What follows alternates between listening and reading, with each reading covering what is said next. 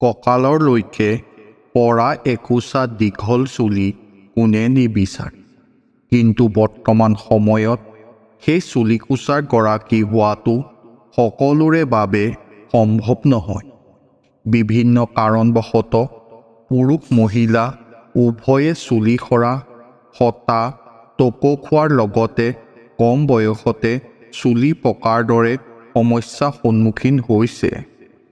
ডাৰ্মাটলজিষ্ট, টিকলজিষ্ট, পাৰ্লাৰত বহু দামী স্পাইও এই সমস্যাসমূহৰ সমাধা উলিয়াব পৰা নাই।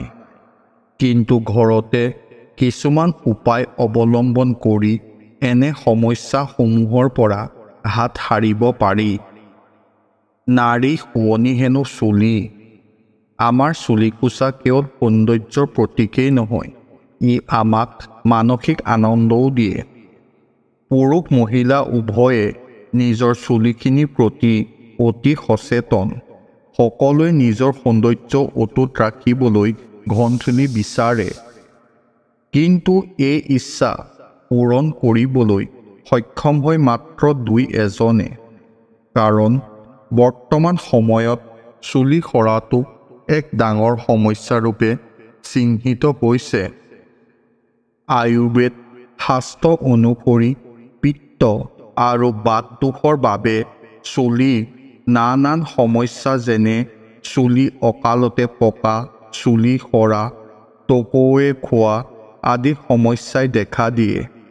তদুপৰি মানসিক চাপ, পুষ্টিকৰ উপাদান যেনে vitamin B, vitamin C, copper, iron, zinc, folic acid আদিৰ অভাৱ, ধূমপান, ধূলি, দীৰ্ঘদিন ধৰি মেলেৰিয়া, জ্বৰ, টাইফইড, পেটৰ অসুখ আদিত ভুগি থকা ইত্যাদি কাৰণৰ ফলত চুলিৰ নানান সমস্যা পৰিলক্ষিত হয়। চুলি সৰা সমস্যাৰ পৰা পৰিত্ৰাণ পাবলৈ বহুতে পাৰ্লাৰত হাজাৰ হাজাৰ টকা খৰচ কৰে।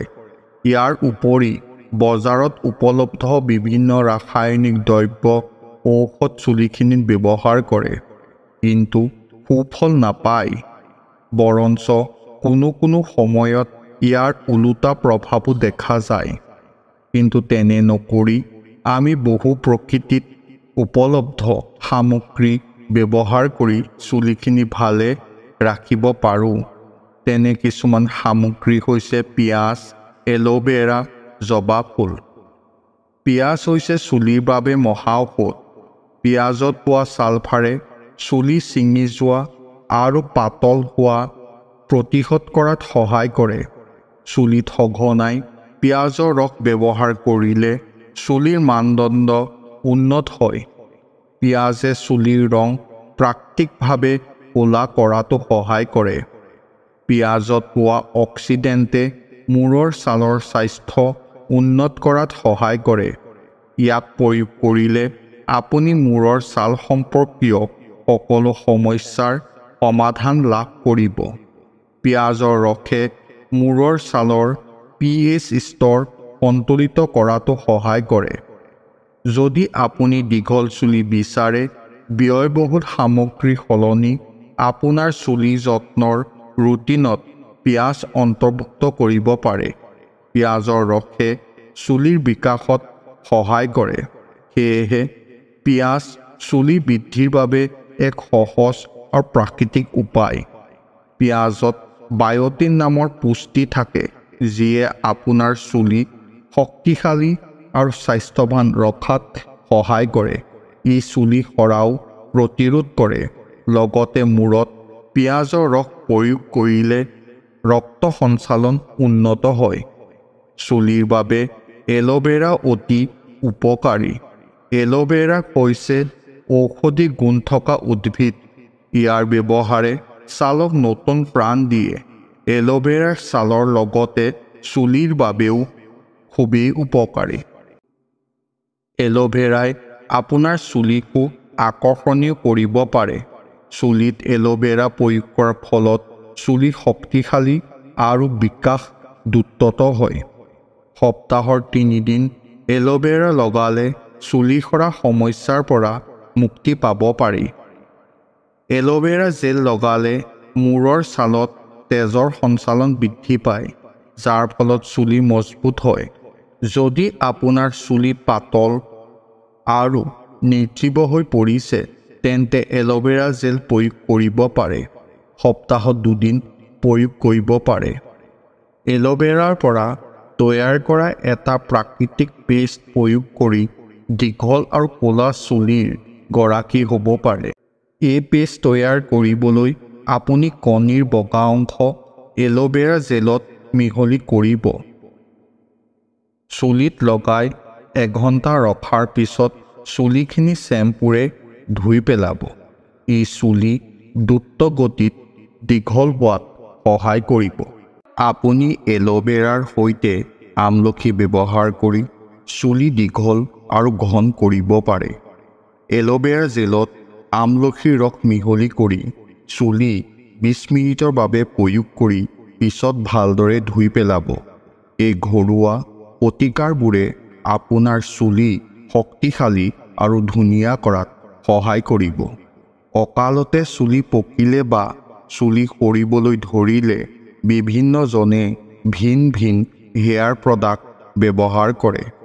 কিন্তু জানি আচৰিত হ'ব যে সকলোৰে পৰিচিত জবা ফুল চুলিৰ বাবে উপকাৰী।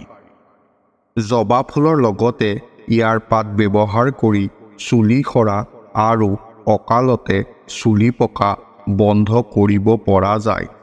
জবা ফুল আৰু ইয়াৰ পাত চুলিৰ বাবে ইমানেই উপকাৰী যে ভাৰতীয় আয়ুৰ্বেদিক শাস্ত্ৰত চুলি যতন লোৱাৰ ক্ষেত্ৰত ইয়াৰ ব্যৱহাৰৰ বিষয়ে বিশেষভাৱে উল্লেখ আছে। জবা ফুলৰ পাতে প্ৰাকৃতিকভাৱে কোলাজেনৰ উৎপাদন বঢ়োৱাত সহায় কৰে। জবা ফুলত থকা ভিটামিন চিয়ে শৰীৰত কোলাজেনৰ মাত্ৰা বৃদ্ধি কৰে। কোলাজেনত থকা এমিনো এচিডে চুলি বৃদ্ধি কৰাৰ লগতে মজবুত কৰে। জবা ফুল আৰু ইয়াৰ পাতে প্ৰদাহ কমায়। যদি চুলিৰ গুৰিত খজুৱতি, জ্বলা-পোৰা অথবা অস্বস্তি বাঢ়ে, তেন্তে জবা ফুল বা জবা ফুলৰ পাত ব্যৱহাৰ কৰিব পাৰে। জবা ফুলত থকা বিটা কেৰোটিন নামৰ উপাদানবিধে চুলিৰ গুৰিত সুৰক্ষাৰ স্তৰৰ সৃষ্টি কৰে। তদুপৰি ই স্কাল্পৰ আৰ্দ্ৰতা বজাই ৰখাত সহায় কৰে। জবা ফুল আৰু জবা ফুলৰ পাতক প্ৰাকৃতিক কণ্ডিচনাৰ বুলিও কোৱা হয়। জবা ফুলৰ হেয়াৰ পেক প্ৰস্তুত কৰি চুলি আৰু স্কাল্পত লগালে উপকাৰ পোৱা যায়। এইখিনিতে উল্লেখ কৰা প্ৰয়োজন যে মানুহে আহাৰৰ প্ৰতিও মনোযোগ দিয়া উচিত। অত্যধিক ভজা মছলাযুক্ত খাদ্যৰ বিপৰীতে পুষ্টিকৰ খাদ্য, সেউজীয়া পাচলি আৰু ফল খোৱা উচিত। লগতে যিসকল লোক মানসিক চাপত ভুগি থাকে, তেওঁলোক চুলি সৰা সমস্যাৰ সন্মুখীন হয়। সেয়ে সকলোৱে যোগৰ সহায়ত মন শান্ত কৰি ৰখাৰ চেষ্টা কৰিব লাগে। যদি আপুনি এই ভিডিঅ'টো চাই ভাল পালে, তেন্তে ভিডিঅ'টো লাইক আৰু শ্বেয়াৰ কৰক আৰু এনেকুৱা ধৰণৰ ভিডিঅ' পাই থাকিবলৈ আমাৰ চেনেলটো ছাবস্ক্ৰাইব কৰি লওক।